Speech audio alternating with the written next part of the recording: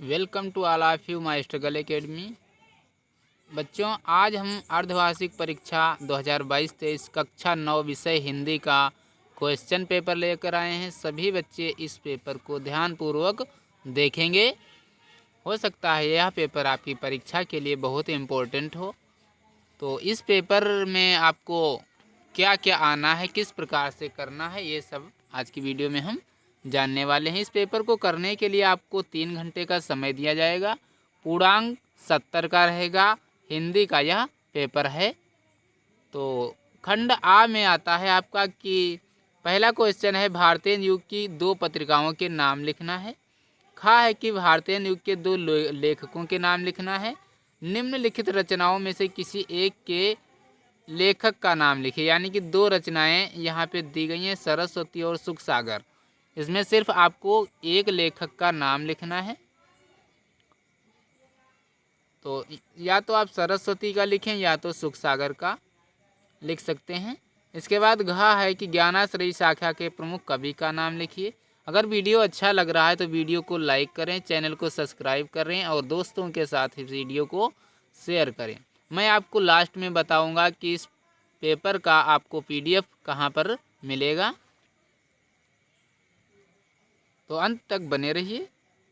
अंगा है कि निम्नलिखित कवियों में से किसी एक की रचना का नाम लिखिए। या तो कबीरदास या सूरदास की किसी एक रचना का नाम आपको लिखना है। इसके बाद है चा किस काल को वीरगाथा काल की संज्ञा दी गई है। तो इस प्रकार से ये क्वेश्चन आते हैं। दूसरा प्रश्न है कि निम्नलिखित गद्यांश को पढ़कर इनके नीचे दिए गए प्रश्नों के उत्तर लिखना है। यानी कि इस गद्यांश को आपको ध्यानपूर्वक क्या करना है, पढ़ लेना है।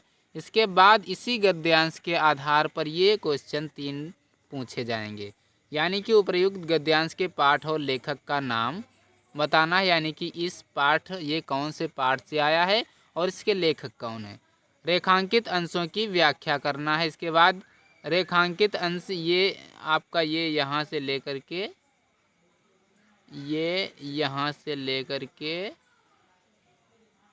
यहाँ तक ये रेखांकित अंश है। इसकी आपको क्या करना है, व्याख्या कर देनी है। यदि इसके बाद तीसरा है यदि लेखक वैद्य एवं भूगोल वेत्ता होता तो वह क्या करता। तो आपको इस गद्यांश को पढ़कर इसका आंसर देना है। तीसरा प्रश्न है कि निम्नलिखित पद्यांश का संदर्भ सहित व्याख्या तथा काव्यगत सौंदर्य लिखिए। यानी कि ये पद्यांश दिए गए हैं 2। एक पहला, जब मैं था तब हरि नहीं, अब हरि है मैं नाहि, सब अंधियारा मिट गया जब दीपक देखा माहि। इसके बाद सतगुर हमसो रीझ कर एक कहा प्रसंग, बरसा बादल प्रेम का भीज गया सब अंग। ये 2 जो हैं पद्यांश की पंक्तियां दी गई हैं। इनमें से सिर्फ आपको एक करना है, चाहे पहला वाला कीजिए या दूसरा वाला। ये अथवा लिखा हुआ है तो इनमें से मतलब एक आपको करना है, एक नहीं करना है, एक छोड़ देना है। चौथा है कि निम्नलिखित संस्कृत गद्यांश का संदर्भ सहित हिंदी में अनुवाद करना है। यानी कि ये जो संस्कृत का गद्यांश दिया गया है इसका आपको क्या करना है, हिंदी में अनुवाद कर देना है बस। इसके बाद है या तो आप क्या कर सकते हो, या तो अथवा में दिया गया है व्रत यतनेन रक्षते वित्तमयति यतिचा। यानी कि इनका आपको इस श्लोक का अर्थ लिख सकते हो हिंदी में। अछिड़ो वित्तता छिड़ो व्रतस्तु हतो हता। इस प्रकार से इसका हम इस श्लोक का अनुवाद लिख देना है। 5वां प्रश्न है नए मेहमान एकांकी के आधार पर रेवती का आपको चरित्र चित्रण लिख देना है। 6ठा प्रश्न है कि निम्नलिखित लेखकों में से किसी एक लेखक का जीवन परिचय, या तो मुंशी प्रेमचंद या प्रताप नारायण मिश्र, 2 में से किसी एक लेखक का आपको जीवन परिचय लिख देना है। खा है कि निम्नलिखित कवियों में से किसी एक कवि का जीवन परिचय देते हुए उनकी किन्हीं 2 रचनाओं का नाम लिखना है। आपको ध्यान रखना है कि लेखक और कवि 2 आते हैं। इनमें से क्या करना है आपको, या तो मुंशी प्रेमचंद या प्रताप नारायण मिश्र में से एक लेखक का जीवन परिचय लिखना है, और कवियों में आपको मीराबाई या फिर कबीरदास में से एक का लिखना है। लिखना छठा जो प्रश्न है का और खा लिखना दोनों है, लेकिन लेखक का अलग और कवि का अलग लिखते हैं, है ना। एक लेखक होते हैं, एक कवि होते हैं। इसके बाद 7वां प्रश्न है का अपने पाठ्य पुस्तक से कंठस्थ किया हुआ एक श्लोक लिखिए, यानी कि आपने जो भी एक श्लोक याद है आपको अपनी पाठ्य पुस्तक का, वो आप लिख देंगे। खा है कि निम्नलिखित प्रश्नों के उत्तर संस्कृत में दीजिए। तो ये जो प्रश्न है, भक्ता ईश्वरम किम याचते, दूसरा है ईश्वरम कीदृशः अस्ति, तीसरा है आचारात किम लभते। इस प्रकार से क्वेश्चंस हैं, इनका आपको संस्कृत में ही उत्तर देना है। इनमें सिर्फ आपको क्या करना है, दो का करना है, एक छोड़ देना है, आप कोई भी छोड़ सकते हो। चौथा है कि सर्वेषां जनानां प्रियः को भवति, इसका भी आंसर आपको देना है। 8 नंबर प्रश्न का है श्रृंगार अथवा वीर रस को परिभाषा एवं उदाहरण दीजिए, यानी कि श्रृंगार अथवा वीर रस की परिभाषा या उदाहरण आपको देना है। खा है दोहा अथवा चौपाई छंद का परिभाषा उदाहरण सहित दीजिए। दोहा अथवा चौपाई छंद की आपको परिभाषा देना है उदाहरण सहित। गा है अनुप्रास अलंकार की परिभाषा लिखिए, उदाहरण सहित उदाहरण दीजिए। अनुप्रास अलंकार की आपको परिभाषा लिख देनी है और उसका एक उदाहरण कोई लिख देना है।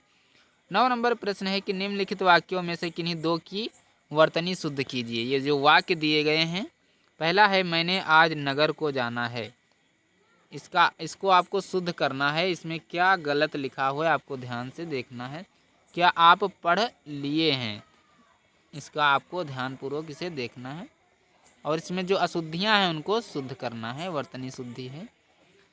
खा है निम्नलिखित शब्दों में से किसी एक का तद्भव शब्द लिखिए, या तो कर्ण दुग्ध चक्षु में से किसी एक का आपको लिख देना है। निम्नलिखित शब्दों में से किसी एक का तत्सम शब्द लिखिए, सांप उल्लू बैल, 3 में से किसी एक का आपको लिख देना है।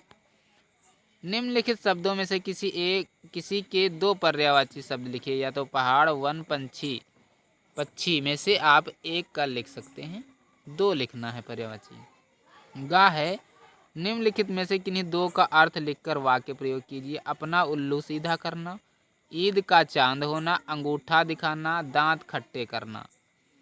इस प्रकार से ये जो मुहावरे, ये जो वाक्य दिए गए हैं, इनका आपको अर्थ प्रयोग कर देना है। इसके बाद घा है समास विग्रह कीजिए, समास का नाम भी लिखना है। राजपुत्र पीताम्बर दशानन, इनका आपको समास विग्रह करके कौन सा समास है उसका नाम आपको लिख देना है। इसके बाद है निम्नलिखित शब्दों में से किन्हीं 2 का संधि विच्छेद कीजिए तथा संधि का नाम लिखिए। या तो आप गणेश का संधि विच्छेद कीजिए, 2 का करना है। विद्यालय पवन, 1 छोड़ देना है, किसी 2 का संधि विच्छेद कर देना है और संधि का नाम भी लिख देना है। कहा है निम्नलिखित शब्दों में से किन्हीं 2 का विभक्ति एवं वचन लिखिए। ये शब्द दिए गए हैं, इनमें सिर्फ 2 का आपको विभक्ति एवं वचन लिखना है। गा है पठ भू क्री धातुओं में से किन्हीं 2 के लट लकार उत्तम पुरुष द्विवचन के रूप में लिखिए। 11 है प्रश्न की का निम्न वाक्यों में से किन्हीं 2 के वाक्यों का संस्कृत में अनुवाद करना है। वाक्य दिए गए हैं 4, इनका आपको सिर्फ 2 का संस्कृत में अनुवाद कर देना है। वृक्ष से फल गिरता है, यह मेरी कलम है, हे कृष्ण मेरी रक्षा करो, माता पुत्रों पर स्नेह करती है। इस प्रकार से इनको हम संस्कृत में लिखेंगे। कहा है कि निम्नलिखित दिए गए शीर्षकों में से किसी एक पर निबंध लिखना है, चाहे होली पर, विज्ञान, एक चमत्कार, भ्रष्टाचार, जनसंख्या वृद्धि। इनमें से आप किसी एक पर निबंध लिख सकते हैं। तो ये है कक्षा 9 हिंदी का पेपर अर्धवार्षिक। और अगर आप इस पेपर की PDF पाना चाहते हैं तो हमारे टेलीग्राम चैनल को ज्वाइन कर लीजिए। टेलीग्राम चैनल पर आपको जाना है, वहाँ पर सर्च करना है माय स्ट्रगल एकेडमी, और वहाँ पर आप देखेंगे तो इस पेपर की आपको PDF मिल जाएगी। अगर आपको ऐसे सर्च करने से नहीं मिल रही है तो डिस्क्रिप्शन में लिंक दिया हुआ है, उस लिंक को क्लिक करके और टेलीग्राम को ज्वाइन कर लेना। और टेलीग्राम ज्वाइन करने के बाद ये PDF आपको मिल जाएगी, वहाँ पे सर्च करोगे तो PDF मिल जाएगी। तो मिलते हैं अगले वीडियो में, तब तक के लिए जय हिंद, नमस्कार।